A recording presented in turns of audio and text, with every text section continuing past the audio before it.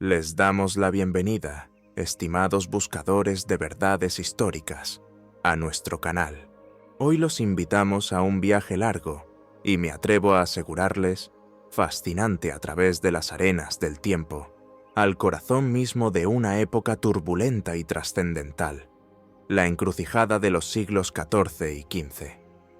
Nos sumergiremos en la vida y hazañas de un hombre cuyo nombre resonó por todo el mundo conocido entonces, cuyas victorias infundían terror en los corazones de sus enemigos y cuya caída se convirtió en uno de los mayores dramas de la historia mundial. Se trata del sultán Bayaceto I, el cuarto gobernante de la dinastía otomana, un hombre a quien la propia historia otorgó el temible y elocuente apodo de Yildirim, el relámpago.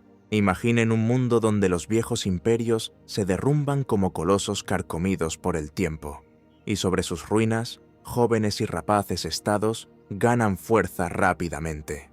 El imperio bizantino, otrora señor de medio mundo, agoniza, atrapado entre Oriente y Occidente, su capital Constantinopla, último bastión de una era que se va, observa con ansiedad el creciente poder de sus vecinos. Europa, desgarrada por conflictos internos, la fragmentación feudal y los cismas papales, sigue con estremecimiento el inexorable avance de una nueva fuerza desde Oriente, los turcos otomanos. Son nómadas, guerreros de Alá, gazis, que con fuego y espada se labran un imperio en las tierras de Anatolia y los Balcanes. Fue precisamente en esta época de inflexión, en la confluencia de civilizaciones, donde Bayaceto Yildirim estaba destinado a gobernar. Su vida es un caleidoscopio de ascensos vertiginosos y caídas estrepitosas. Heredó de su padre y abuelo un estado joven pero ya temible, y en poco tiempo lo convirtió en un vasto imperio que se extendía desde el Danubio hasta el Éufrates. Sus ejércitos parecían no conocer la derrota. Su nombre se convirtió en sinónimo de rapidez, decisión y fortuna militar. Derrotó al último gran ejército cruzado reunido por Europa y estuvo a un paso de borrar del mapa mundial al imperio bizantino. Pero en la cima de su poder se enfrentó a otro titán de la época, a un conquistador cuyo nombre también infundía pavor, el Cojo de Hierro, Tamerlán. Su enfrentamiento se convirtió en una batalla de gigantes que determinó los destinos de muchos pueblos y estados. Nuestra narración será larga y detallada. No nos deslizaremos por la superficie, limitándonos solo a enumerar fechas y batallas. Intentaremos recrear un cuadro vivo de aquella época, comprender los motivos de las acciones de Bayaceto y sus contemporáneos, analizar el complejísimo nudo de factores políticos, militares, religiosos y personales que determinaron su destino. Examinaremos detalladamente su origen, su rápido ascenso al trono, sus brillantes campañas militares, su política interna, sus triunfos y sus errores. Nos sumergiremos en la atmósfera de las batallas medievales, las intrigas cortesanas, los juegos diplomáticos y los dramas personales. Intentaremos separar la verdad histórica de los mitos y leyendas posteriores que envolvieron la figura de Bayaceto. Prepárense para una inmersión profunda. Les espera el relato de un hombre que desafió al mundo entero y que, a pesar de su trágico final, inscribió para siempre su nombre en los anales de la historia como Bayaceto el Relámpago. Nuestro viaje a su época comienza. Para comprender la magnitud de la personalidad de Bayaceto I y el papel que desempeñó en la historia, es necesario, ante todo, recurrir a las raíces del Estado otomano, al legado de sus predecesores, quienes sentaron las bases del futuro gran imperio. El Beilicato otomano, surgido a finales del siglo XIII sobre las ruinas del sultanato selyúcida de Rum, era uno de los muchos pequeños principados túrquicos en Asia Menor. Sin embargo, gracias a su ventajosa posición geográfica en la frontera con una Bizancio debilitada y a la energía y talento de sus primeros gobernantes, Osman Gazi y su hijo Orhan Gazi, comenzó a expandirse rápidamente. Para la época del nacimiento de Bayaceto, el Estado otomano ya representaba una fuerza considerable. Bajo Orhan, que gobernó aproximadamente desde el año 1326 hasta el 1362, los otomanos conquistaron importantes ciudades bizantinas en Asia Menor, incluyendo Bursa, que se convirtió en su primera capital, Nicea, hoy conocida como Iznik, y Nicomedia, la actual Izmit. Fue Orhan quien sentó las bases del sistema administrativo y militar otomano. Comenzó a acuñar su propia moneda, introdujo el sistema de timars, es decir, feudos militares, y creó las primeras unidades regulares de infantería, conocidas como yaya o pillade, y de caballería, llamadas muselem. Sin embargo, la innovación más famosa y temible, asociada a su nombre, o al menos a su época, fue la creación del cuerpo de genízaros, que en turco significa nuevo ejército. Este cuerpo de infantería de élite, formado inicialmente a partir de jóvenes cristianos prisioneros, y luego mediante el sistema de Devshirme, una especie de impuesto de sangre sobre los pueblos cristianos sometidos de los Balcanes, se convirtió en la columna vertebral del ejército otomano y el pilar del poder sultánico durante siglos. Los genízaros eran educados en una estricta disciplina, en un espíritu de lealtad al sultán y al Islam, y se convirtieron en una de las formaciones militares más combativas de su tiempo. La base ideológica de la expansión otomana era el concepto de Gazi, guerrero por la fe, la guerra santa, o yihad, contra los infieles. Esto atraía a las filas otomanas a numerosos voluntarios de toda Anatolia y de otras tierras musulmanas, ávidos de gloria y botín. Sin embargo, los otomanos no solo eran guerreros fanáticos, sino también políticos pragmáticos. Utilizaban hábilmente las disputas internas en Bizancio y entre los gobernantes balcánicos, firmaban alianzas, se casaban con princesas cristianas y atraían a su servicio a especialistas cristianos. El padre de Bayaceto fue el sultán Murad I, que gobernó desde el año 1362 hasta el 1389, hijo de Orhan. Fue Murad quien transformó el beilicato otomano en un verdadero imperio, trasladando las principales acciones militares a la península de los Balcanes. En el año 1361, o según otras fuentes, en 1369, conquistó Adrianópolis, la actual Edirne, y la convirtió en la nueva capital del Estado otomano, lo que simbolizaba sus ambiciones europeas. Murad fue un destacado general y estadista. Expandió considerablemente el territorio del Imperio otomano, obteniendo una serie de brillantes victorias sobre los bizantinos, búlgaros y serbios. Bajo su mandato fueron conquistadas Tracia, gran parte de Macedonia, Bulgaria y Serbia. Derrotó a las fuerzas combinadas de los príncipes serbios y bosnios en la batalla del río Maritsa, también conocida como la batalla de Chernomen, en el año 1371, lo que abrió a los otomanos el camino para una mayor conquista de los Balcanes. Murad I también llevó a cabo importantes reformas internas destinadas a fortalecer el poder sultánico y centralizar el Estado. Adoptó oficialmente el título de sultán, subrayando su independencia y poder supremo. Se perfeccionó el sistema de gobierno, se creó el diván, una especie de consejo de ministros, y se ordenó la recaudación de impuestos. Murad continuó el desarrollo del ejército, aumentando el número del cuerpo de genízaros y de la caballería sipahi, la milicia feudal que recibía por su servicio parcelas de tierra, o timars. Era conocido por su justicia, piedad, pero también por su severidad hacia enemigos y traidores. Fue Murad I quien sentó las bases de la maquinaria militar y administrativa que heredaría y perfeccionaría su hijo Bayaceto. La personalidad de Murad, su genio militar, su energía incansable y su sabiduría política, sin duda, ejercieron una enorme influencia en la formación del carácter del joven Bayaceto.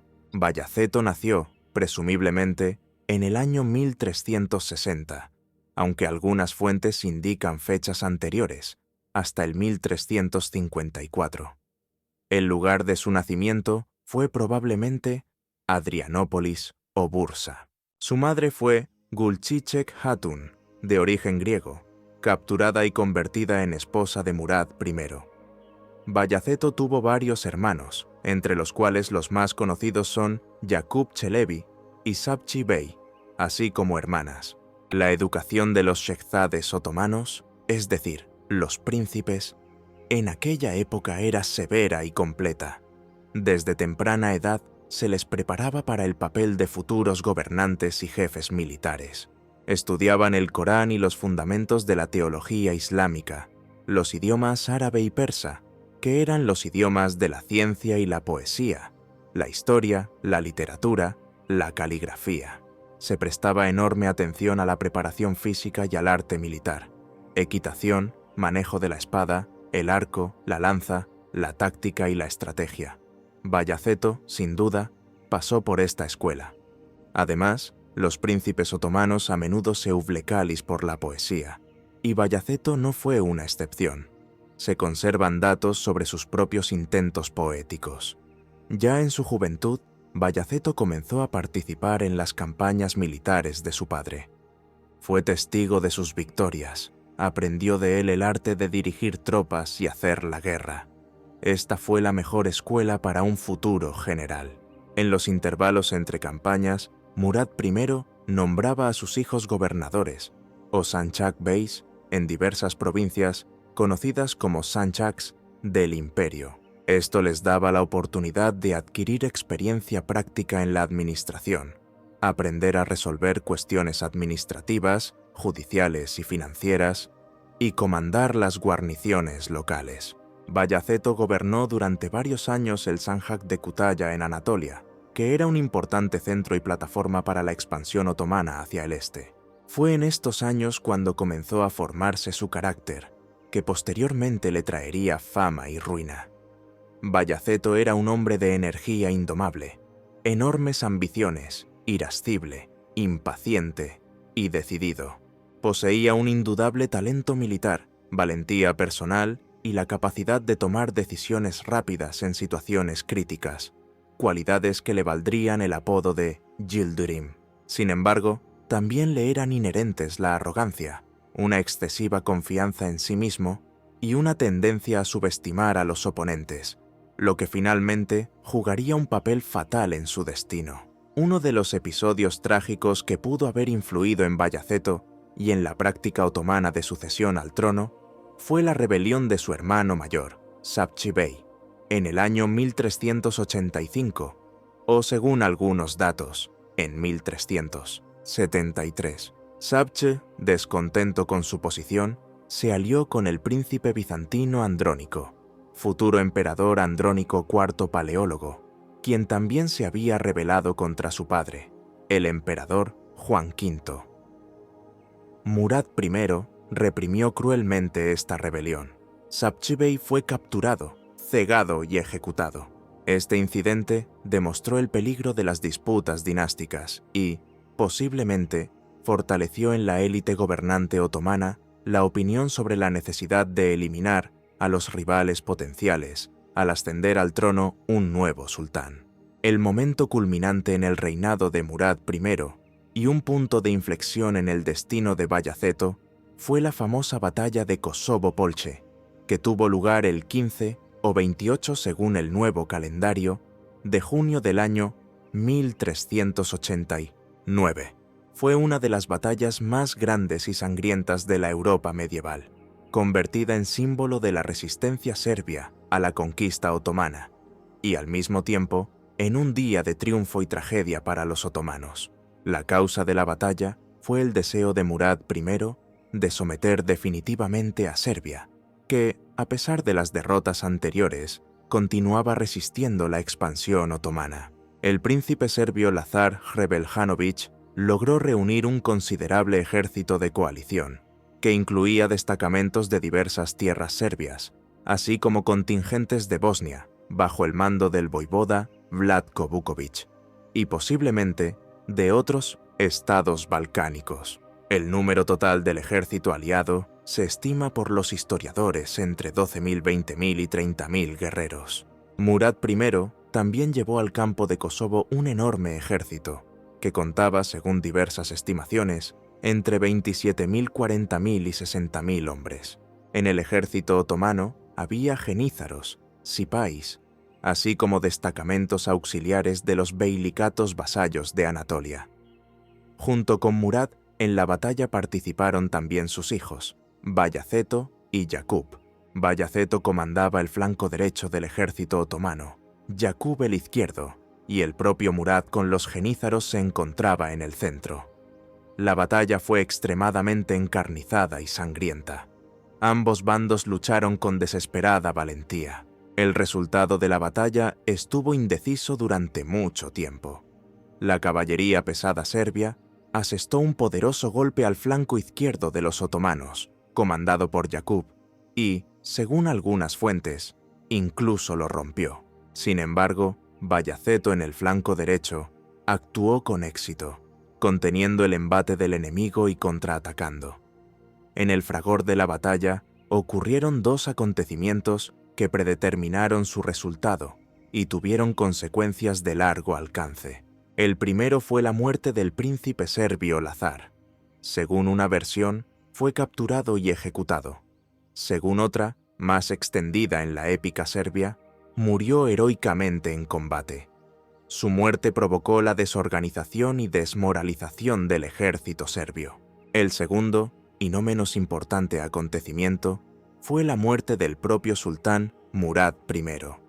Las circunstancias de su muerte también están envueltas en misterio y existen en varias versiones. La leyenda más conocida, especialmente en la tradición serbia, cuenta que Murad fue asesinado por el guerrero serbio Miloš Obilić, o Kobilić, quien, bajo la apariencia de un desertor o suplicante, penetró en la tienda del sultán y le asestó un golpe mortal con una daga. Después de esto, Miloš fue capturado y ejecutado. Las fuentes otomanas, por regla general, o silencian este episodio o afirman que el sultán fue asesinado ya después de la batalla por un guerrero serbio herido desconocido, que se había escondido entre los cadáveres. Algunos historiadores creen que la versión de Miloš Obilić puede ser un mito heroico posterior, pero se ha arraigado firmemente en la conciencia popular. Sea como fuere, Murad I cayó en el campo de su última victoria. La muerte del sultán en pleno fragor o inmediatamente después de la batalla creó una situación crítica. El ejército otomano, aunque había obtenido la victoria, los serbios fueron derrotados y se retiraron, quedó conmocionado por la muerte de su líder. En este momento, Bayaceto pasó a primer plano. Al enterarse de la muerte de su padre, mostró una sorprendente decisión y sangre fría. En primer lugar, ocultó a la mayor parte del ejército la noticia de la muerte de Murad para evitar el pánico. Luego, según el testimonio de muchas fuentes, dio un paso que ensombreció para siempre su nombre, pero que, desde el punto de vista de la práctica estatal otomana de la época, podía considerarse una necesidad. Ordenó llamar inmediatamente a su hermano mayor, Jakub Čelebi, que había comandado con éxito el flanco izquierdo y era popular entre las tropas. Jakub, que no sospechaba nada, se presentó en la tienda de Bayaceto y fue estrangulado allí mismo por orden suya. Los motivos de este fratricidio eran evidentes. Bayaceto eliminó al único pretendiente real al trono que podría haber disputado su poder. Jakub era mayor, según algunos datos, más experimentado y posiblemente gozaba de mayor apoyo entre algunos círculos cortesanos y jefes militares. Bayaceto no quería arriesgarse y permitir una guerra intestina por la herencia, que podría haber arruinado todas las conquistas de su padre. Aunque tal acto nos parezca hoy monstruoso, en el Imperio Otomano, donde no existía una ley clara de sucesión al trono y donde la lucha entre hermanos por el poder era un fenómeno común, muchos lo consideraban una dura necesidad, un mal menor en comparación con una guerra civil. Posteriormente, esta práctica de eliminar a los hermanos al ascender al trono, un nuevo sultán, sería incluso legalizada por la llamada Ley de Fatih, es decir, del sultán Mehmed II el Conquistador. Así, en Kosovo-Polje, entre sangre y cadáveres, Bayaceto I ascendió al trono otomano. Tenía unos 29 o 30 años. Heredó de su padre un ejército enorme y curtido en combate, y vastos territorios en los Balcanes y Anatolia. Pero también heredó muchos problemas: la necesidad de someter definitivamente a los pueblos conquistados, fortalecer su poder dentro del país, repeler las amenazas de los beilicatos anatolios aún independientes y de Bizancio. Y estaba lleno de determinación no solo para preservar, sino para multiplicar el legado de su padre. La batalla de Kosovo-Polje se convirtió para él simultáneamente en un triunfo, un trampolín hacia hazañas aún mayores, y el primer paso en un camino que lo llevaría a las cimas de la gloria y al abismo de la caída. La era de Bayaceto el Relámpago comenzaba. Habiendo ascendido al trono del Estado otomano directamente en el campo de batalla, impregnado de la sangre de su padre y hermano, Bayaceto I demostró inmediatamente las cualidades que pronto le valdrían el temible apodo de Yıldırım, del Relámpago. Este apodo reflejaba perfectamente su carácter: rapidez en la toma de decisiones, energía indomable, velocidad en el movimiento de las tropas y la fuerza aplastante de los golpes que asestaba a sus enemigos. Los primeros años de su reinado estuvieron marcados por una serie de brillantes campañas militares, tanto en los Balcanes como en Anatolia, así como por una activa labor de fortalecimiento del poder central y desarrollo del Estado. No se sabe con exactitud cuándo ni en qué circunstancias Bayaceto recibió su famoso apodo. Existen varias versiones. Según una de ellas, fue llamado así por su capacidad para trasladar tropas con la velocidad del rayo de un teatro de operaciones a otro, por ejemplo, de los Balcanes a Anatolia, y viceversa, sorprendiendo a sus enemigos. Según otra versión, el apodo reflejaba su carácter irascible, vehemente y su rapidez en combate. Algunos cronistas otomanos lo relacionan con episodios concretos, por ejemplo, con su rápida reacción durante la batalla de Kosovo-Polje o con alguna de sus primeras campañas anatolias. Independientemente de su origen exacto, el apodo Yıldırım se consolidó firmemente con Bayaceto y se convirtió en parte integral de su imagen histórica. Habiendo fortalecido su poder mediante la eliminación de su hermano Yakup, Bayaceto se concentró en la consolidación del Estado.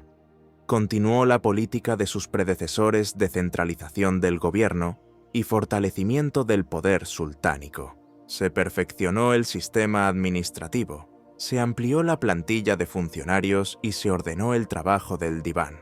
Bayaceto se esforzó por limitar la influencia de la vieja nobleza tribal túrquica y de las órdenes derviches independientes, apoyándose en sus servidores leales, incluidos los Kapıkulu, los esclavos de la puerta, entre los que se contaban los genízaros y los funcionarios cortesanos de origen no turco. Uno de los pasos importantes de Bayaceto fue la creación del cargo de Kadasker, es decir, juez militar supremo, lo que demuestra su atención a las cuestiones de justicia y a la organización del aparato militar administrativo. También patrocinó a los sulemas, teólogos y juristas islámicos, pero al mismo tiempo trató de mantenerlos bajo su control. Bayaceto fue también un activo constructor. Bajo su mandato se erigieron numerosas mezquitas, madrasas, es decir, escuelas islámicas, imarets, o comedores de beneficencia, caravansarais, puentes y otras obras públicas tanto en las capitales, Bursa y Edirne, como en otras ciudades del imperio.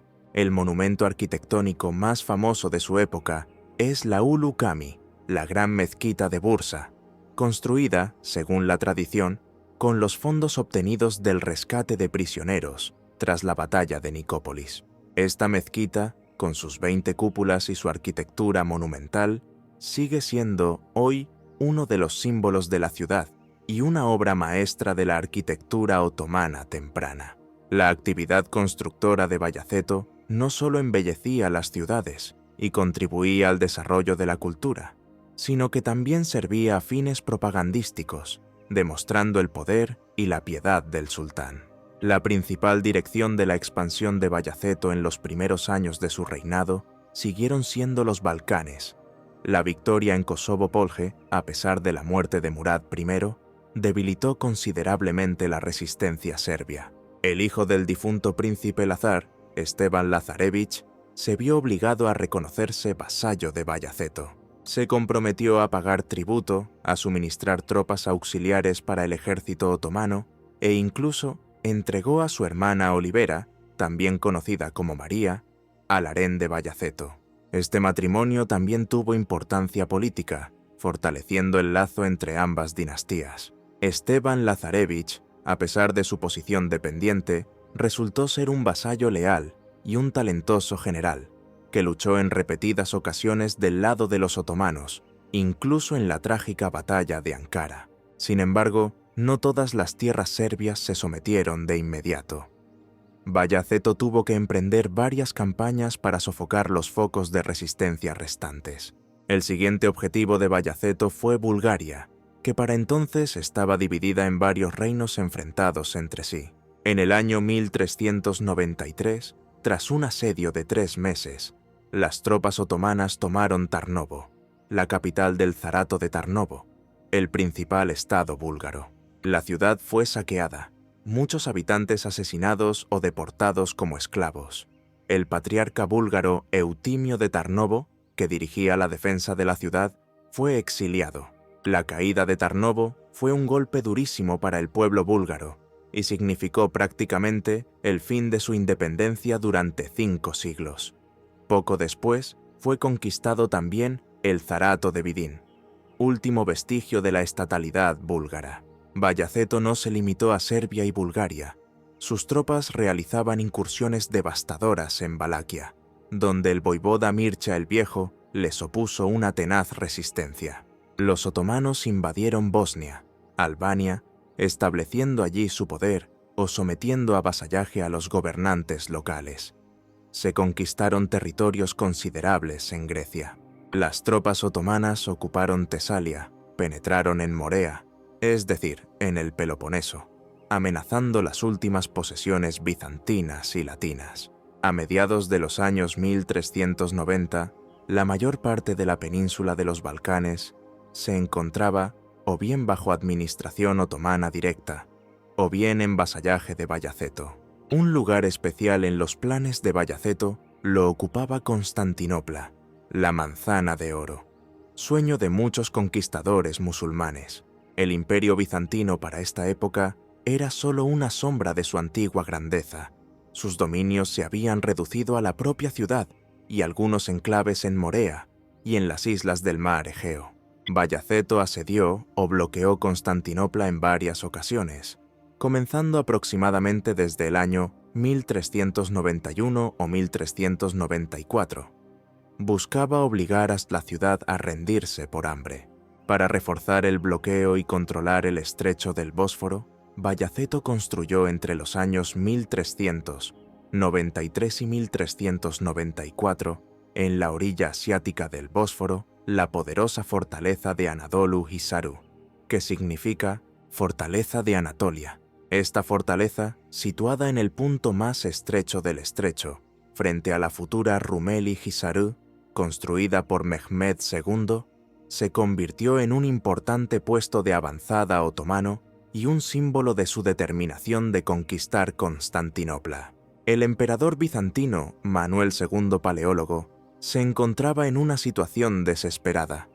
Se vio obligado a pagar tributo a Bayaceto, a enviar a su hijo como rehén e incluso a participar en las campañas militares otomanas. Sin embargo, Manuel II no perdía la esperanza de recibir ayuda de Europa y realizaba esfuerzos diplomáticos para obtenerla.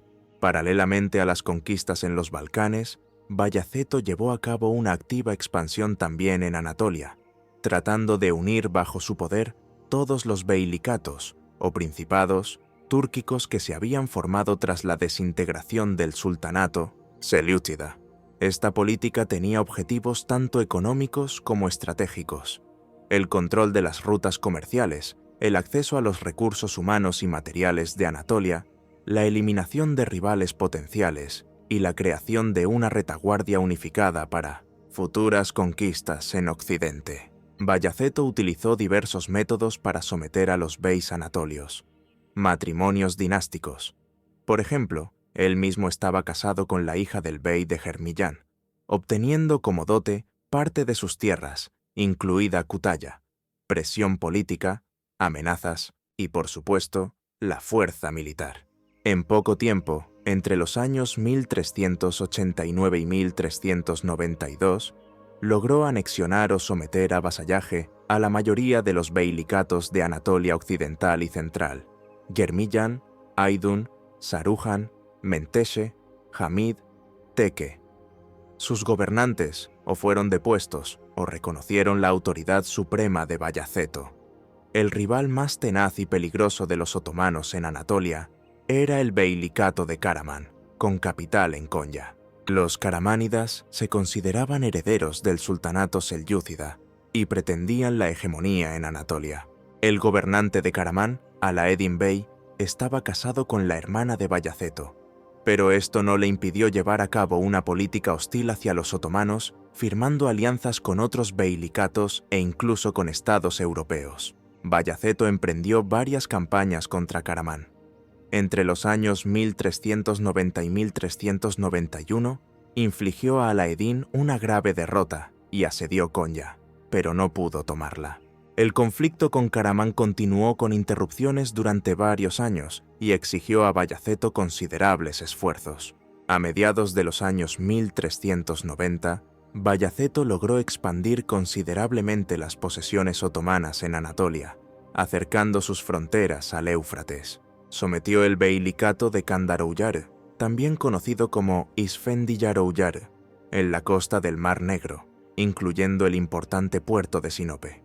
También entró en conflicto con Kadi Burhaneddin, gobernante de un fuerte estado con capital en Sivas, que controlaba territorios considerables en Anatolia central y oriental. Así, en solo unos pocos años de su reinado, Bayaceto I Yıldırım logró crear un vasto imperio que se extendía desde el Danubio hasta el Éufrates. Sus éxitos militares fueron asombrosos. Sometió gran parte de los Balcanes, expandió considerablemente sus dominios en Anatolia, asedió Constantinopla. El Imperio Otomano se convirtió en la potencia dominante en el Mediterráneo oriental. Sin embargo, esta rápida expansión no podía dejar de provocar una reacción. En Europa crecía la alarma ante la amenaza otomana, y en Anatolia maduraba el descontento entre los beys sometidos, que solo esperaban un momento oportuno para recuperar su independencia. Y tal momento, como les pareció a los monarcas europeos, llegó en el año 1396, cuando se organizó contra Bayaceto la última gran cruzada de la Edad Media. A mediados de los años 1390, los éxitos de Bayaceto Yıldırım en los Balcanes, especialmente la conquista de Bulgaria y el asedio continuo de Constantinopla, causaron seria alarma en la Europa cristiana. Los llamamientos a una nueva cruzada para salvar Bizancio y expulsar a los otomanos de Europa sonaban cada vez más fuertes. El iniciador y principal organizador de esta cruzada fue el rey húngaro Segismundo de Luxemburgo, futuro emperador del Sacro Imperio Romano Germánico, cuyos dominios limitaban directamente con el Imperio Otomano y sufrían constantes incursiones. Lo apoyó el Papa Bonifacio IX, quien emitió una bula instando a los monarcas y caballeros cristianos a unirse contra el enemigo común. La idea de una cruzada encontró una cálida acogida, especialmente en Francia, donde aún eran fuertes las tradiciones caballerescas y el ansia de hazañas militares. La caballería francesa, encabezada por jóvenes y ambiciosos aristócratas como Juan Sin Miedo, duque de Borgoña, entonces aún conde de Nevers, Felipe de Artois, conde de Eu, y el mariscal Jean Le Mangre, apodado Boucicaut, respondió con entusiasmo al llamamiento. A la cruzada se unieron caballeros de Inglaterra, Alemania, Italia, Polonia, Bohemia, España y otros países europeos. Valaquia proporcionó un contingente considerable bajo el mando del voivoda Mircea el Viejo, quien ya tenía experiencia en la lucha contra Bayaceto. La Orden de los Hospitalarios, o de San Juan de Rodas, también envió su flota y un destacamento de caballeros. El número total del ejército cruzado es estimado por los historiadores de diversas maneras, desde 10.000, 15.000 hasta 100.000, e incluso más. La cifra más probable parece ser de 20.000-30.000 guerreros bien armados y equipados, de los cuales una parte considerable era la caballería pesada, la principal fuerza de choque de los ejércitos europeos de la época. Fue una de las milicias caballerescas más brillantes y numerosas jamás reunidas en Europa. Los planes de los cruzados eran ambiciosos: expulsar a los turcos de Europa, liberar Constantinopla, llegar hasta Jerusalén. Sin embargo, carecían de un mando unificado, disciplina y una evaluación realista de las fuerzas enemigas. Los caballeros europeos, especialmente los franceses, estaban llenos de confianza en sí mismos. Despreciaban a los infieles y consideraban la guerra que se avecinaba como un paseo fácil, una oportunidad para ganar gloria y rico botín. Subestimaron el poderío militar de los otomanos y el talento militar de Bayaceto. En el verano del año 1396, el ejército cruzado se reunió en Buda, capital del Reino de Hungría, y descendió por el Danubio. En el camino mostraron extrema crueldad hacia la población ortodoxa local, a la que consideraban cismática y colaboradora de los turcos. Varias ciudades fueron saqueadas e incendiadas, incluida Vidin. Luego, los cruzados asediaron y tomaron por asalto la fortaleza otomana de Rávena, la actual Oriajovo en Bulgaria. Los defensores de la fortaleza, entre los que había búlgaros, fueron masacrados y la ciudad saqueada. Este éxito fortaleció aún más la confianza de los cruzados. Después de Rávena, los cruzados se acercaron a Nicópolis, una importante fortaleza otomana en la orilla derecha del Danubio. Comenzaron el asedio, esperando una victoria fácil. Sin embargo, Bayaceto Yıldırım, al enterarse de la invasión, actuó con su característica rapidez fulminante. Interrumpió el asedio de Constantinopla, reunió urgentemente a su ejército, que incluía genízaros, sipáis, así como destacamentos auxiliares del vasallo serbio Esteban Lazarevich, y marchó a marchas forzadas hacia Nicópolis. Su ejército cubrió la distancia desde el mar de Mármara hasta el Danubio en pocos días, sorprendiendo a los cruzados. En la mañana del 25 de septiembre del año 1396, o según algunas fuentes, el 28 de septiembre, los dos ejércitos se encontraron en la llanura ondulada al sur de Nicópolis. Bayaceto ocupó una posición ventajosa en las colinas, disponiendo sus tropas en varias líneas. Al frente colocó caballería ligera, conocida como akunchi, e infantería, o azab, cuya tarea era desgastar al enemigo y atraerlo hacia el golpe de las fuerzas principales. Detrás de ellos, en las laderas de las colinas, se colocaron hileras de estacas afiladas clavadas en el suelo para detener el ataque de la caballería. Detrás de esta barrera se encontraban los cuerpos de élite de los genízaros, armados con arcos y alfanjes. En los flancos se situaba la caballería pesada de los sipáis, y en la reserva los destacamentos serbios de Esteban Lazarevich. El número total del ejército otomano probablemente era comparable al del ejército cruzado, o lo superaba ligeramente, ascendiendo a unos 25.000-40.000 hombres. Los cruzados, al ver el ejército otomano, no esperaron la llegada de todas sus fuerzas ni la elaboración de un plan unificado. Los caballeros franceses, ardiendo de impaciencia por entrar en combate, exigieron un ataque inmediato. El rey Segismundo y otros jefes militares más experimentados proponían realizar primero un reconocimiento y esperar la llegada de la infantería y los destacamentos valacos, pero sus advertencias fueron ignoradas. La caballería pesada francesa, que contaba con varios miles de caballeros, bajo el liderazgo del conde de Nevers, se lanzó al ataque contra las posiciones otomanas sin esperar órdenes. El ataque de los caballeros franceses fue furioso y al principio exitoso. arrollaron a los destacamentos avanzados de la caballería ligera e infantería otomanas, y a pesar de las pérdidas por flechas y lanzas, rompieron la línea de estacas. Algunos caballeros desmontaron y comenzaron a arrancar manualmente las estacas, mientras que otros intentaban rodear esta barrera.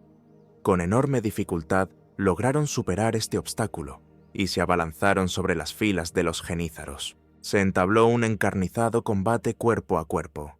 Los caballeros franceses, revestidos de pesadas armaduras y armados con largas lanzas y espadas, lucharon con desesperada valentía, infligiendo grandes pérdidas a los genízaros. Parecía que la victoria estaba cerca. Sin embargo, Bayaceto mantuvo la sangre fría.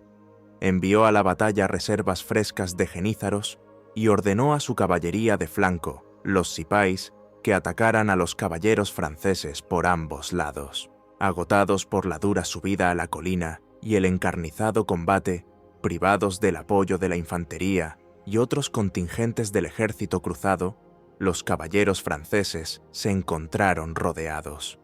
Su ataque se ahogó. Muchos nobles caballeros, incluyendo el conde de Eu, el almirante Jean de Vienne, portaestandarte de Francia, y muchos otros, fueron asesinados.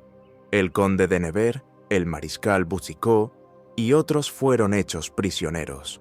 Mientras tanto, el rey Segismundo con los destacamentos húngaros, alemanes y otros, así como los valacos de Mircea el Viejo, entraron en combate. Atacaron el centro y el flanco izquierdo del ejército otomano. La lucha fue tenaz y por un momento pareció que los cruzados podrían cambiar el curso de la batalla. Sin embargo, en este momento crítico, Bayaceto envió a la batalla su última reserva, la caballería pesada del príncipe serbio, Esteban Lazarevich. El golpe de los destacamentos serbios frescos, que lucharon del lado de los otomanos con gran valor, resultó decisivo. El ejército cruzado fue quebrado y se dio a la fuga. Comenzó la masacre. La caballería otomana persiguió a los fugitivos, sin dar cuartel. Muchos cruzados intentaron salvarse cruzando el Danubio, pero sus barcas estaban sobrecargadas y se hundían. El rey Segismundo logró huir en un barco veneciano. Mircea el Viejo con sus valacos también logró retirarse organizadamente, pero la mayor parte del ejército cruzado fue aniquilada o cayó prisionera. La victoria de Bayaceto en Nicópolis fue total y aplastante. Las pérdidas de los cruzados fueron enormes, según algunas estimaciones, entre 10.000 y 20.000 muertos y prisioneros. Toda la élite caballeresca de Francia y Borgoña fue aniquilada o cayó prisionera. Bayaceto, enfurecido por las pérdidas que había sufrido su ejército, y según algunas fuentes, por la noticia del asesinato de prisioneros turcos en Rávena, ordenó ejecutar a la mayoría de los prisioneros plebeyos. Sin embargo, a los nobles caballeros los dejó con vida, esperando un rico rescate. Entre los prisioneros se encontraban Juan sin Miedo, el mariscal Boucicaut y muchos otros representantes de la aristocracia europea. La batalla de Nicópolis tuvo consecuencias de largo alcance. En primer lugar, la victoria afirmó definitivamente el dominio otomano en la península de los Balcanes. Las esperanzas de expulsar a los turcos de Europa se desvanecieron durante muchos años. En segundo lugar, la derrota de Nicópolis fue un golpe durísimo para el prestigio de la caballería europea y para la idea de las cruzadas. Demostró la ineficacia de la táctica caballeresca tradicional frente al ejército otomano disciplinado y bien organizado. En tercer lugar, Bayaceto Yıldırım alcanzó la cima de su gloria. Derrotó a las fuerzas combinadas de la Europa cristiana y confirmó su apodo de El Relámpago. Su nombre comenzó a infundir aún más terror en sus enemigos. Recibió el honorable título de Sultán-i Rum, es decir, Sultán de Roma, o de las antiguas tierras bizantinas, del califa abasí en El Cairo, lo que fortaleció aún más su autoridad en el mundo musulmán. Finalmente, las negociaciones para el rescate de los nobles prisioneros duraron varios meses y requirieron enormes sumas de dinero.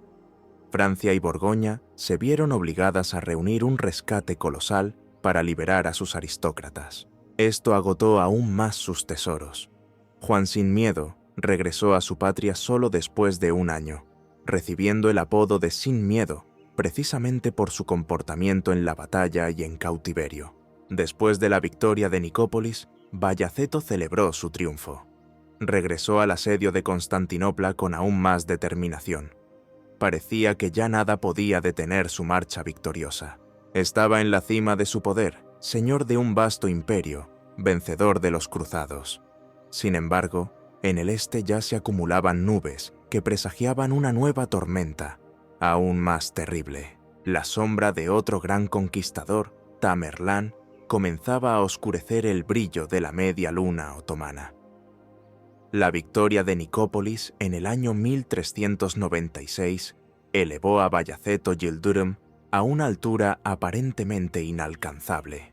No solo derrotó al último gran ejército cruzado reunido por Europa, sino que también consolidó definitivamente al Imperio Otomano como la potencia dominante en el sudeste de Europa y Asia Menor. Los años siguientes se convirtieron en el período de apogeo de su poder, un tiempo en el que cosechó los frutos de sus victorias y elaboró grandiosos planes para el futuro. Sin embargo, fue precisamente en este período cuando comenzaron a manifestarse también los primeros signos de los problemas, que finalmente lo llevarían a la catástrofe.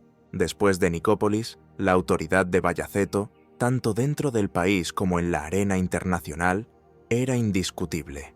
Se sentía el amo absoluto de un vasto imperio.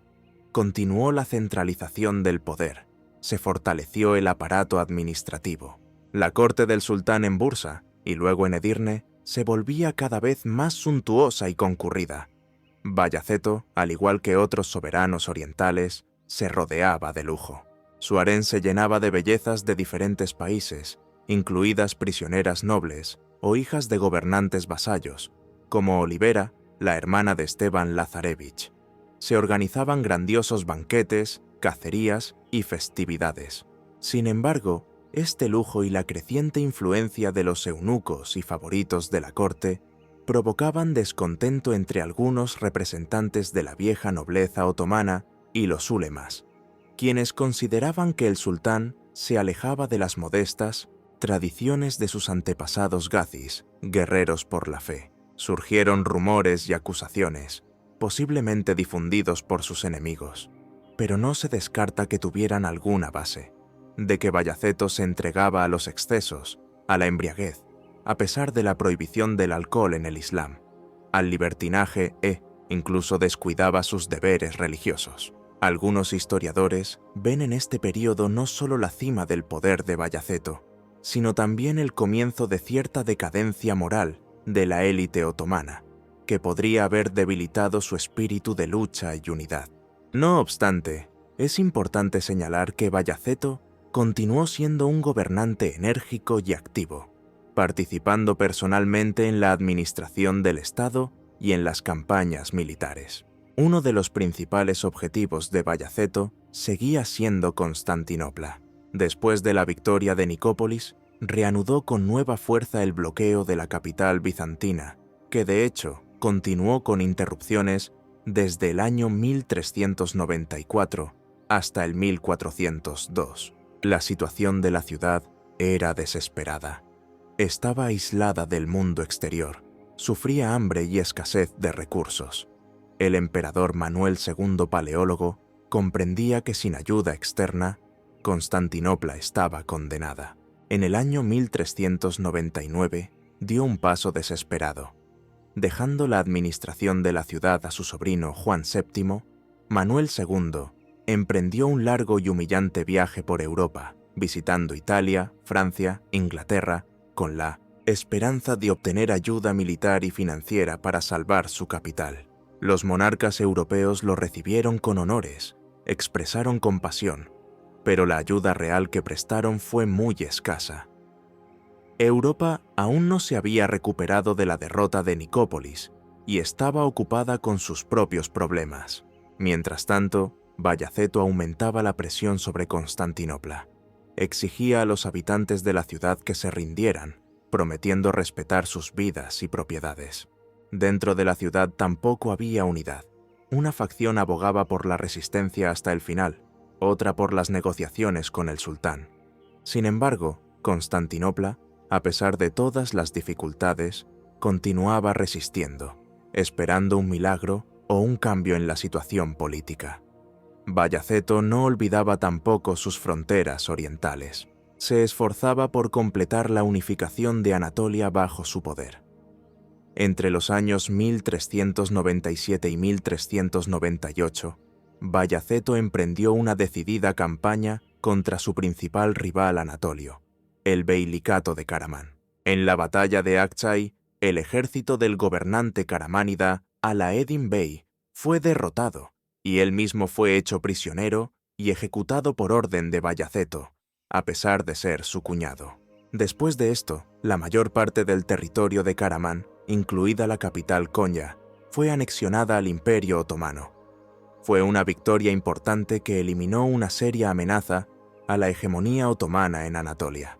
El siguiente objetivo de Bayaceto fue el estado de Kadi Burhaneddin Ahmed, que ocupaba vastos territorios en Anatolia central y oriental, con capital en Sivas. Kadi Burhaneddin era un erudito, poeta y talentoso gobernante que durante mucho tiempo había resistido con éxito la expansión otomana. Sin embargo, en el año 1398, murió en una batalla contra uno de sus enemigos, posiblemente no sin la participación de agentes otomanos. Bayaceto aprovechó esto de inmediato e invadió los dominios de Kadi Burhaneddin. Sivas y otras ciudades fueron tomadas y su estado liquidado. La expansión del Imperio Otomano hacia el este llevó a Bayaceto a un enfrentamiento con otra poderosa potencia musulmana, el Sultanato Mameluco de Egipto y Siria. Los mamelucos controlaban las ciudades santas de La Meca y Medina y se consideraban los principales protectores del Islam. Miraban con recelo el creciente poder de los otomanos y pretendían la soberanía sobre algunos pequeños principados en Anatolia Oriental y el norte de Siria, que Bayaceto consideraba su esfera de influencia, por ejemplo, el Beilicato de Dulkadir. El conflicto por estos territorios, así como por el control de las rutas comerciales, provocó varios enfrentamientos armados entre las tropas otomanas y mamelucas, aunque no se llegó a una guerra a gran escala. Sin embargo, la tensión en las relaciones entre ambos sultanatos persistía. A finales del siglo XIV, el Imperio Otomano de Bayaceto Yıldırım había alcanzado su máxima extensión. Se extendía desde el mar Adriático hasta el Éufrates, desde el Danubio hasta los montes Tauro. Bayaceto era el gobernante más poderoso de la región. Parecía que nada amenazaba su poder. Sin embargo, precisamente en este momento, apareció en la escena histórica un nuevo conquistador, aún más temible, cuyo nombre ya infundía terror en los corazones de los pueblos de Asia y Oriente Próximo. Este conquistador era Timur, más conocido en Europa como Tamerlán, del persa Timur Ileng, Timur el Cojo, debido a su cojera. Era originario de la tribu mongola turquizada de los Barlas, nacido en el año 1336, cerca de Samarcanda. Dotado de un extraordinario talento militar, una voluntad de hierro y ambiciones ilimitadas, Timur a finales del siglo XIV había creado un vasto imperio que se extendía desde la India hasta el Volga, desde el Cáucaso hasta el Golfo Pérsico. Su capital era Samarcanda, que convirtió en una de las ciudades más bellas del mundo. Timur no solo fue un gran general, sino también un mecenas de las ciencias y las artes, aunque sus conquistas estuvieron acompañadas de una crueldad monstruosa y masacres masivas de población. Se consideraba heredero de Gengis Khan y aspiraba al dominio mundial. El enfrentamiento entre dos gobernantes tan poderosos y ambiciosos como Bayaceto y Timur era prácticamente inevitable. Las causas de su conflicto eran múltiples. En primer lugar, los territorios en disputa. Las fronteras de sus imperios comenzaron a acercarse en Anatolia Oriental y el Cáucaso. Ambos gobernantes pretendían la soberanía sobre los mismos pequeños principados y tribus. En segundo lugar, los beys anatolios exiliados. Bayaceto, al conquistar los beilicatos anatolios, deponía a sus gobernantes. Muchos de estos beys exiliados, por ejemplo, de Yermillán, Aydún, Menteşe, Karaman, encontraron refugio en la corte de Timur y constantemente lo incitaban a actuar contra Bayaceto, prometiendo su apoyo y la restauración de sus dominios. Timur los utilizó como pretexto para intervenir. En tercer lugar, los enemigos de Timur con Bayaceto. Por otro lado, algunos enemigos de Timur, como el sultán Ahmed Yalair de Bagdad y el líder de la tribu turcomana Kara Koyunlu, Kara Yusuf, tras ser derrotados por Timur, encontraron refugio con Bayaceto. Timur exigía su extradición, pero Bayaceto, considerándose igual en poder a Timur, se negaba a hacerlo, lo que Timur consideraba un insulto.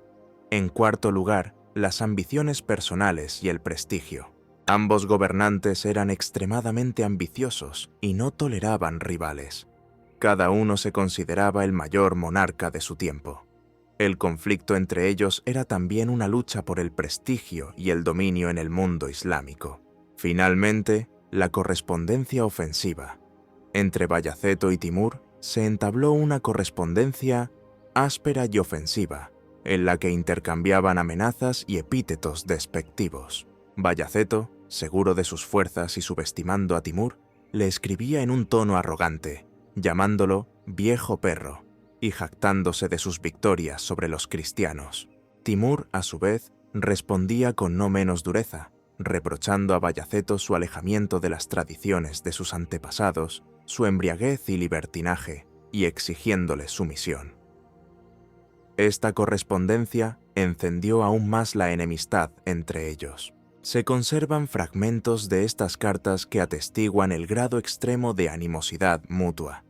Por ejemplo, Timur escribió a Bayaceto: «Te consideras un gran gobernante solo porque has obtenido algunas victorias sobre los infieles francos, pero aún no te has enfrentado a un verdadero ejército como el mío, que ha conquistado 2/3 del mundo».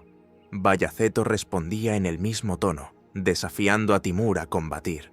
Timur envió en varias ocasiones ultimátums a Bayaceto, exigiendo que reconociera su autoridad suprema, entregara a sus enemigos y devolviera los dominios a los beys anatolios exiliados. Bayaceto rechazó con orgullo todas estas exigencias. La guerra se hacía inevitable. Las dos mayores máquinas militares de la época se preparaban para un enfrentamiento mortal. Bayaceto, cegado por sus éxitos anteriores, no comprendía en toda su magnitud el peligro que se cernía sobre él desde el este. Estaba acostumbrado a vencer y no podía imaginar que alguien pudiera aplastar a su fulminante ejército. Esta confianza en sí mismo y la subestimación del enemigo serían fatales para él. Hacia el año 1400, el conflicto entre Bayaceto Yıldırım y Tamerlán había llegado a un punto crítico. El intercambio de cartas ofensivas y ultimátums mutuos no dejaba lugar a una solución diplomática. Dos gigantescas máquinas militares, lideradas por los dos generales más temibles de su época, se preparaban para un enfrentamiento decisivo. No era simplemente una guerra entre dos estados, era una batalla por la hegemonía en Asia anterior, un choque de dos titanes, cada uno de los cuales se consideraba un elegido del destino. Tanto Bayaceto como Timur comenzaron la movilización de todas sus fuerzas. Timur, habiendo completado sus campañas en la India y sofocado las revueltas en Persia y el Cáucaso, centró su atención en el Imperio Otomano. Su ejército era enorme y multinacional. Incluía contingentes selectos de pueblos túrquicos, mongoles, persas, afganos y otros de su vasto imperio. Una fuerza especial la constituía su caballería pesada, así como los elefantes de guerra traídos de la India, que debían intimidar al enemigo. El número total del ejército de Timur, según diversas estimaciones, ascendía de 140.000 a 200.000 guerreros, y posiblemente más. Era un ejército bien organizado, disciplinado y curtido en combate, con una vasta experiencia en asedios y batallas campales. Bayaceto también reunió fuerzas imponentes. Su ejército estaba compuesto por los cuerpos de élite de los genízaros y los capiculú, es decir, los esclavos de palacio, la caballería sipahi de Anatolia y Rumelia, es decir, los Balcanes, así como destacamentos auxiliares de gobernantes vasallos, incluidas las tropas serbias de Esteban Lazarevich. El número total del ejército otomano se estima entre 70.000 y 120.000 hombres. Aunque era inferior en número al ejército de Timur, también era fuerte y combativo, con muchas victorias a sus espaldas. Las hostilidades comenzaron en el año 1400. Timur invadió Anatolia Oriental y asedió Sivas, una importante ciudad que Bayaceto había arrebatado poco antes a los herederos de Kadi Burhaneddin. La defensa de Sivas estaba dirigida por uno de los hijos de Bayaceto, Ertuğrul. Después de varias semanas de asedio, la ciudad fue tomada. Timur, enfurecido por la tenaz resistencia, llevó a cabo una cruel masacre de la guarnición. Según la tradición, unos 4.000 guerreros armenios que defendían la ciudad fueron enterrados vivos en las fosas, y el propio Ertuğrul fue ejecutado, aunque según otras fuentes, murió a causa de sus heridas. Esta crueldad tenía como objetivo intimidar a Bayaceto y a sus súbditos. Después de la toma de Sivas, Timur no se dirigió inmediatamente hacia el oeste, hacia las capitales de Bayaceto, Bursa o Edirne. En lugar de eso, emprendió una maniobra de distracción. Se desplazó hacia el sur, a Siria, donde derrotó a las tropas mamelucas y capturó Alepo y Damasco entre los años 1400 y 1401.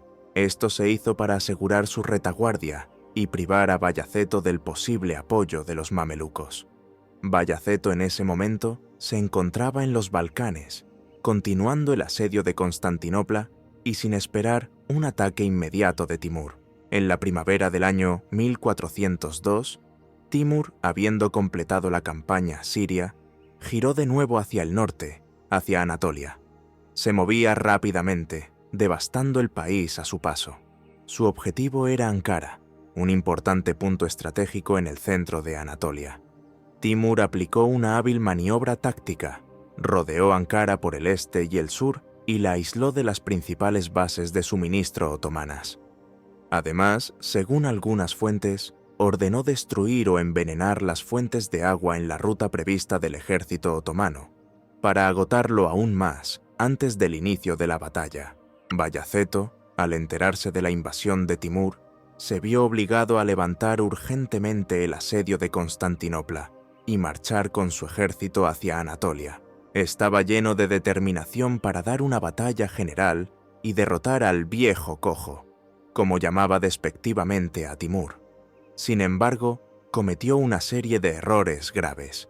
En primer lugar, subestimó las fuerzas y el talento de Timur. Bayaceto, cegado por sus victorias anteriores, no percibió a Timur como un adversario de su talla. Creía que su ejército, curtido en combates contra los europeos, se enfrentaría fácilmente a las hordas asiáticas.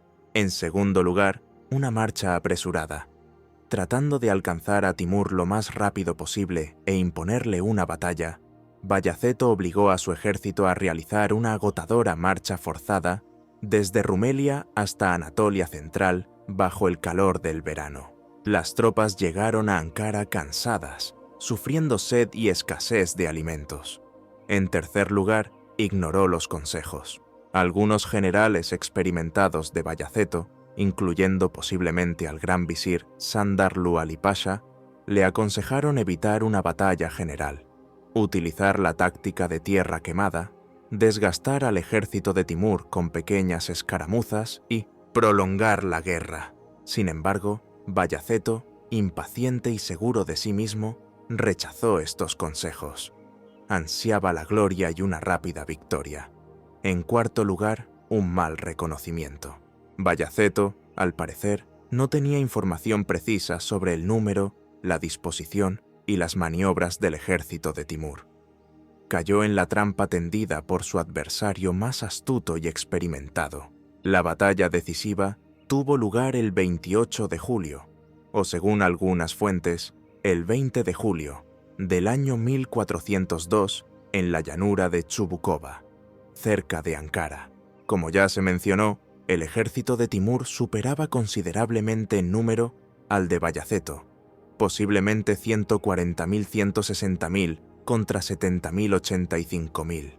Además, en el ejército de Timur había elefantes de guerra que producían una impresión aterradora en los guerreros otomanos, no acostumbrados a este tipo de arma. Timur dispuso sus tropas en varias líneas, con flancos fuertes y una reserva. En el centro colocó a sus mejores guerreros. Bayaceto también formó su ejército de manera tradicional, genízaros y guardia del sultán en el centro, sipáis de Anatolia en el flanco derecho, sipajis de Rumelia, incluidas las tropas serbias de Esteban Lazarevich, en el flanco izquierdo. La batalla comenzó temprano por la mañana con el ataque de las tropas otomanas. Sin embargo, desde el principio, los acontecimientos tomaron un giro desfavorable para Bayaceto. El momento clave que predeterminó el resultado de la batalla fue la traición de una parte considerable de las tropas anatolias en el ejército de Bayaceto, destacamentos de antiguos beilicatos como Germillán, Aydún, Saruján, Menteşe, así como mercenarios tártaros que anteriormente habían servido a Bayaceto, en pleno combate se pasaron al bando de Timur. Sus gobernantes o jefes, exiliados por Bayaceto, se encontraban en el campamento de Timur y habían acordado de antemano esta traición. Esto provocó el colapso total del flanco derecho del ejército otomano y dejó al descubierto el centro, donde se encontraba el propio Bayaceto con los genízaros. En estas circunstancias desesperadas, los genízaros y los destacamentos serbios, bajo el mando de Esteban Lazarevich, mostraron prodigios de valentía. Los genízaros, rodeados por todas partes, lucharon hasta el final, protegiendo a su sultán. Esteban Lazarevich, con sus caballeros serbios, rompió varias veces las filas enemigas, intentando salvar a Bayaceto o al menos asegurarle una vía de retirada. Sin embargo, las fuerzas eran demasiado desiguales. Bayaceto, viendo que la batalla estaba perdida, intentó organizar la resistencia y escapar del cerco. Participó personalmente en el combate, luchando como un simple guerrero. Sin embargo, sus esfuerzos fueron en vano. Los hijos de Bayaceto, viendo la inevitabilidad de la derrota, abandonaron el campo de batalla. El hijo mayor, Suleimán Çelebi, con parte de las tropas y el tesoro, huyó a Bursa y de allí a Europa. Mehmed Çelebi, futuro sultán. Mehmed I también logró salvarse y refugiarse en las montañas de Amasya. Otros hijos, Isa y Musa, también huyeron en diferentes direcciones. Al caer la tarde, el ejército otomano estaba completamente derrotado. Bayaceto, habiéndose quedado con un pequeño grupo de guardaespaldas, intentó esconderse, pero fue alcanzado y hecho prisionero por los guerreros de Timur. Según una versión, su caballo cayó y fue capturado. Según otra, fue rodeado y obligado a rendirse. La captura del sultán otomano, vencedor de los cruzados, Bayaceto el Relámpago, se convirtió en la culminación de esta trágica batalla. Fue un acontecimiento que conmovió a todo el mundo islámico y cristiano. La batalla de Ankara se convirtió en una de las batallas más grandes y sangrientas de la Edad Media.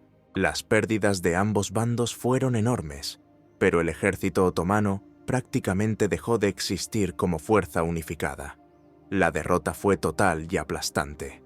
El sueño de Bayaceto de dominio mundial se derrumbó en un solo día. En lugar del triunfo, le esperaban la humillación, el cautiverio y la muerte.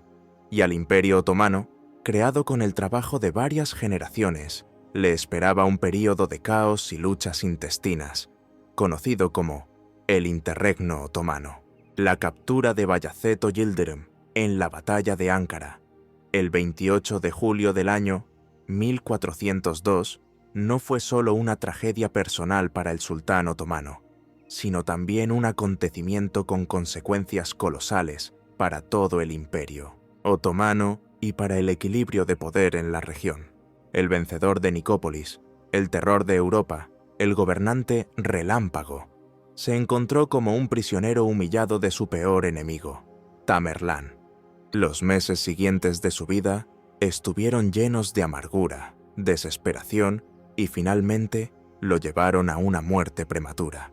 Las circunstancias del cautiverio de Bayaceto y el trato que recibió de Timur se han visto envueltas en numerosas leyendas que a menudo eclipsan la realidad histórica. La más famosa de estas leyendas es el relato de que Timur supuestamente mantuvo a Bayaceto en una jaula de hierro, como una fiera salvaje, y lo llevaba consigo en sus campañas. Según otra versión, Bayaceto era utilizado por Timur como escabel para sus pies cuando montaba a caballo o se sentaba en el trono.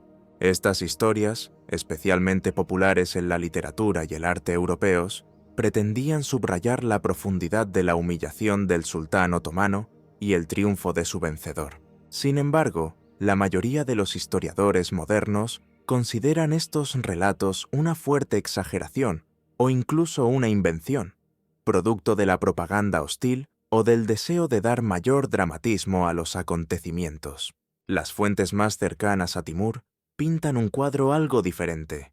Afirman que Timur, aunque severo, trató inicialmente al cautivo Bayaceto con cierto respeto, acorde a su rango. Supuestamente, reprochó a Bayaceto su arrogancia y los errores que llevaron a la guerra, pero prometió perdonarle la vida e incluso, posiblemente, devolverle parte de sus dominios como vasallo. Bayaceto fue mantenido bajo custodia, pero en condiciones acordes a su posición, en una tienda con sirvientes. Incluso se le permitió ver a su esposa Olivera, que también había caído prisionera, y a algunos de sus hijos que fueron capturados. No obstante, no hay duda de que la situación de Bayaceto era extremadamente humillante. Estaba privado de libertad, poder y gloria. Se vio obligado a seguir al ejército de Timur, que continuaba devastando Anatolia, y a ser testigo de la destrucción de su imperio. Timur, sin duda, utilizó la captura de Bayaceto para sus fines propagandísticos, mostrándolo como un trofeo de su triunfo.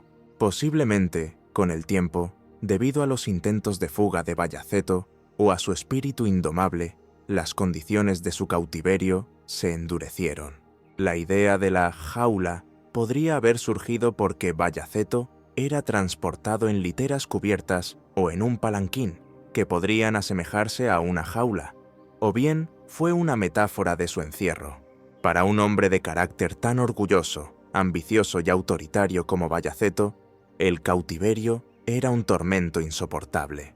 Él, acostumbrado a mandar sobre millones y a ver a sus enemigos a sus pies, ahora se encontraba completamente a merced de otro. La humillación, la desesperación, la conciencia del colapso total de todos sus planes y esperanzas, todo esto no podía dejar de afectar su estado físico y psíquico.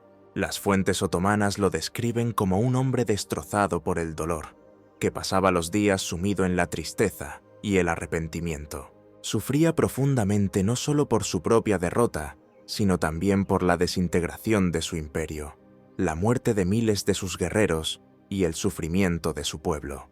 Bayaceto Yıldırım murió en cautiverio bajo Timur, el 8 o 9 de marzo del año 1403, en la ciudad de Akşehir, en Anatolia. Tenía unos 43 o 49 años. Las causas de su muerte siguen siendo objeto de debate entre los historiadores. Según la versión oficial, difundida en la corte de Timur, Bayaceto murió por causas naturales, de una enfermedad, posiblemente de un ataque de apoplejía, es decir, un derrame cerebral, o de un ataque de asma, que, según algunas fuentes, padecía. Las duras condiciones de la vida de campaña, el trauma nervioso y la humillación pudieron haber agravado sus dolencias. También existe la versión de que Bayaceto, incapaz de soportar la vergüenza del cautiverio, se suicidó. Según una leyenda, se golpeó la cabeza contra los barrotes de su jaula, si se cree en su existencia. Según otra, tomó veneno, que siempre llevaba consigo en un anillo. Esta versión subraya el espíritu indomable de Bayaceto, que prefirió la muerte a la humillación, pero no tiene confirmación fidedigna. Algunos historiadores no descartan la posibilidad de que Bayaceto fuera asesinado en secreto por orden de Timur, quien podría haber temido que el sultán cautivo se convirtiera en estandarte de la resistencia o despertara la simpatía del mundo musulmán. Sin embargo, tampoco hay pruebas directas de esto, y contradice los informes sobre el trato inicialmente respetuoso de Timur hacia Bayaceto. La causa más probable de la muerte de Bayaceto sigue siendo una enfermedad, agravada por un grave estado moral. Sin embargo, el misterio de su muerte continúa intrigando y añade dramatismo a su imagen. Después de la muerte de Bayaceto, Timur, según algunas fuentes, expresó pesar y ordenó que su cuerpo fuera tratado con los honores debidos. Permitió a uno de los hijos de Bayaceto, Musa Chelebi, que también estaba cautivo pero fue luego liberado, trasladar los restos de su padre a su tierra natal. El cuerpo de Bayaceto fue llevado a Bursa, la primera capital del Imperio Otomano, y enterrado en un mausoleo, o turbe, construido especialmente para él, junto a la mezquita de Yuldurum Bayaceto, que él mismo había comenzado a construir. Este mausoleo se conserva hasta nuestros días y es lugar de peregrinación. La derrota de Ankara y la muerte de Bayaceto tuvieron consecuencias catastróficas para el Imperio Otomano. En primer lugar, pérdidas territoriales. Timur no pretendía anexionar las tierras otomanas a su imperio. En lugar de eso, restauró la independencia de la mayoría de los beilicatos anatolios, como Karaman, Germiyan, Aydın, Saruhan, Menteşe, Kandar y otros, que Bayaceto con tanto esfuerzo había unido bajo su poder. El Estado otomano en Anatolia se redujo prácticamente a sus fronteras originales de la época de Orhan. En segundo lugar, debilitamiento en los Balcanes. Aunque Timur no invadió los Balcanes, la derrota de los otomanos provocó un debilitamiento de su poder también allí. El Imperio bizantino obtuvo un respiro temporal e incluso recuperó algunos territorios. Los gobernantes vasallos, como Esteban Lazarevich de Serbia, comenzaron a llevar a cabo una política más independiente. En tercer lugar, decadencia económica. La guerra con Timur, el saqueo de las ciudades anatolias y la pérdida del control sobre las rutas comerciales provocaron una grave decadencia económica del Estado otomano. Finalmente, la consecuencia más grave fue el inicio de un período de guerra intestina entre los hijos de Bayaceto por el trono otomano. Este período, conocido en la historia otomana como Fetret Devri o época del interregno, duró más de 10 años, desde el 1402 hasta el 1413, y puso al Imperio Otomano al borde del colapso total. Bayaceto tuvo varios hijos que sobrevivieron a la batalla de Ankara y entraron en la lucha por el poder. El hijo mayor, Süleyman Çelebi, que huyó con el tesoro a Edirne, se proclamó sultán en la parte europea del imperio, Rumelia. Firmó la paz con Bizancio y otros estados cristianos, haciendo considerables concesiones territoriales para asegurar su retaguardia. Isa Çelebi se estableció en Bursa y controlaba parte de Anatolia occidental. Mehmed Çelebi, futuro Mehmed I, se fortaleció en Amasya y luchó por la unificación de Anatolia bajo su poder. Se mostró como el más previsor y capaz de los hermanos. Musa Çelebi inicialmente estuvo cautivo bajo Timur, luego fue liberado y con el apoyo de Mehmed se enfrentó a Süleyman en Rumelia. Musa era conocido por su crueldad y su apoyo al pueblo llano y a los genízaros. La lucha entre los hermanos fue encarnizada y sangrienta. Firmaron alianzas entre sí, pidieron ayuda a los bizantinos, a los beys anatolios e incluso a estados europeos. En esta lucha murieron Isa y Süleyman. Finalmente, el vencedor fue Mehmed Çelebi, quien en el año 1413 logró derrotar a Musa y unir bajo su poder la mayor parte del Imperio Otomano. Pasó a la historia como Mehmed I Çelebi, que significa noble o kirişçi, es decir, luchador, el segundo fundador del Estado otomano. Le esperaba la ardua tarea de restaurar el imperio tras la catástrofe provocada por Timur y las consecuencias de la guerra fratricida. El período del interregno fue una dura prueba para el Estado otomano. Sin embargo, también demostró su asombrosa vitalidad.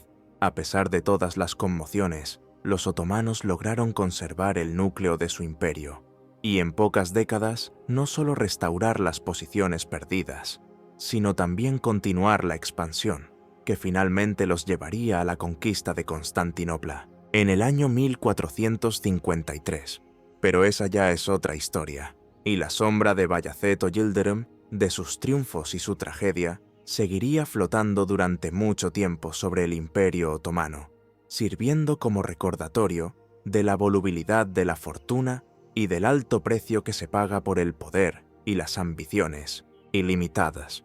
El destino de Bayaceto I Yıldırım es una de las páginas más brillantes y dramáticas, no solo en la historia del Imperio Otomano, sino en toda la historia mundial.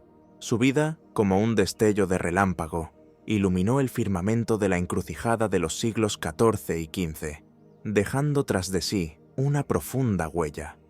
Una huella de victorias triunfales, hazañas grandiosas y una caída aplastante. La valoración de su personalidad y su reinado es ambigua y polifacética, como la propia historia. Bayaceto, sin duda, fue un destacado general y un gobernante enérgico. Su apodo Yıldırım correspondía plenamente a su carácter: rapidez en la toma de decisiones, velocidad de maniobra, decisión en combate, energía indomable. Poseía pensamiento estratégico, sabía inspirar a sus tropas e infundir terror en sus enemigos. En poco tiempo, transformó el Estado otomano en un vasto imperio, expandiendo sus fronteras desde el Danubio hasta el Éufrates. También fue un activo constructor, mecenas de las ciencias y las artes, aunque en menor medida que algunos otros sultanes otomanos. Sin embargo, Bayaceto también tenía graves defectos, que finalmente lo llevaron a la ruina.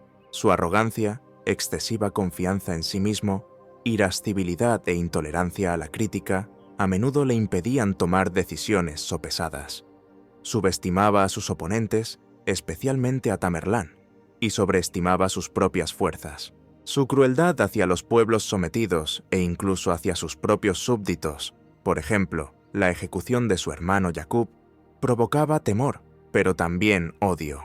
Las acusaciones de alejamiento de las tradiciones de sus antepasados, de lujo y excesos, posiblemente tenían fundamento y minaban su autoridad entre parte de la sociedad otomana. Las conquistas de Bayaceto tuvieron una enorme importancia. Prácticamente aniquiló los restos del reino búlgaro, sometió a Serbia a vasallaje, debilitó seriamente a Bizancio y estuvo a un paso de tomar Constantinopla. En Anatolia unió bajo su poder a la mayoría de los beilicatos túrquicos, creando las premisas para la formación de un Estado turco unificado. El Imperio Otomano bajo su mandato se convirtió en la principal potencia de la región. Sin embargo, su caída fue tan rápida como su ascenso. Las causas de esto radican tanto en factores externos, en particular, la aparición de un adversario tan temible como Tamerlán, como en factores internos, los errores del propio Bayaceto, la traición de parte de su ejército, el posible descontento con Mihmet Yondas, su gobierno. La batalla de Ankara no fue simplemente una derrota militar, sino una auténtica catástrofe que retrasó al Imperio Otomano varias décadas y puso en duda su propia existencia. A pesar del trágico final del reinado de Bayaceto y el subsiguiente período del interregno, el Imperio Otomano demostró una asombrosa vitalidad. Su hijo, Mehmed I, logró restaurar la unidad del Estado, y su nieto, Murad II, y bisnieto, Mehmed II el Conquistador, continuaron la política de expansión que condujo a la caída de Constantinopla en el año 1453 y a la transformación del Imperio Otomano en una de las mayores potencias del mundo. Las lecciones del reinado de Bayaceto fueron asimiladas por sus sucesores. Se volvieron más cautelosos en política exterior, prestaron más atención al fortalecimiento de la unidad interna, al desarrollo del ejército y del aparato administrativo. La tragedia de Bayaceto sirvió de advertencia contra la excesiva confianza en sí mismos y la subestimación de los enemigos. Bayaceto Yıldırım dejó una huella brillante y contradictoria en la memoria histórica de diferentes pueblos. En Turquía, es venerado como uno de los grandes sultanes conquistadores otomanos, que expandió las fronteras del imperio y fortaleció su poder. Su victoria en Nicópolis se considera un triunfo de las armas otomanas sobre las fuerzas combinadas de Europa. Sin embargo, su derrota en Ankara y su cautiverio son una página trágica de la historia nacional. Para los pueblos que sometió, como serbios, búlgaros, griegos, quedó en la memoria como un conquistador cruel, destructor de su estatalidad. Sin embargo, algunos, como por ejemplo el príncipe serbio Esteban Lazarevich, se vieron obligados a servirle e incluso mostraron lealtad. En Europa, Bayaceto fue durante mucho tiempo símbolo de la amenaza otomana, el azote de Dios. Su nombre infundía temor. La derrota de Nicópolis fue un shock para el mundo cristiano. Las leyendas sobre su crueldad y su cautiverio bajo Timur fueron populares en la literatura y el arte europeos. Por ejemplo, en la tragedia de Christopher Marlowe, Tamerlán el Grande, y las óperas de Händel, Tamerlán y Vivaldi, Bayaceto. El destino de Bayaceto Yıldırım es un eterno recordatorio de la volubilidad de la fortuna, de lo fácil que es caer desde la cima de la gloria al abismo de la humillación. Fue un hombre de su época, una época de grandes hazañas y grandes tragedias, una época de titanes cuyas acciones dieron forma al mapa del mundo. Su vida, llena de brillo y amargura, sigue suscitando debates y admiración, compasión y condena. Pero la historia no se detiene. De las cenizas del imperio de Bayaceto, destruido por Tamerlán, renació un nuevo fénix otomano, aún más poderoso. Y el nombre de Bayaceto el Relámpago quedó inscrito para siempre con letras de oro y sangre en las tablillas de la historia mundial, como símbolo de energía indomable, ambiciones ilimitadas y el trágico destino de un gran conquistador. Les agradecemos, queridos oyentes, por haber estado con nosotros durante este largo y, esperamos, fascinante viaje a la época de Bayaceto el Relámpago. La historia está llena de personalidades asombrosas y acontecimientos dramáticos, y nos complace compartir estos conocimientos con ustedes. Si les gustó nuestro relato, por favor, apóyennos suscribiéndose al canal, dando un me gusta a este video y dejando sus comentarios. ¿Qué otros temas históricos o personalidades les gustaría ver en nuestro canal? Siempre agradecemos sus opiniones y sugerencias. Hasta nuevos encuentros en el mundo de la historia.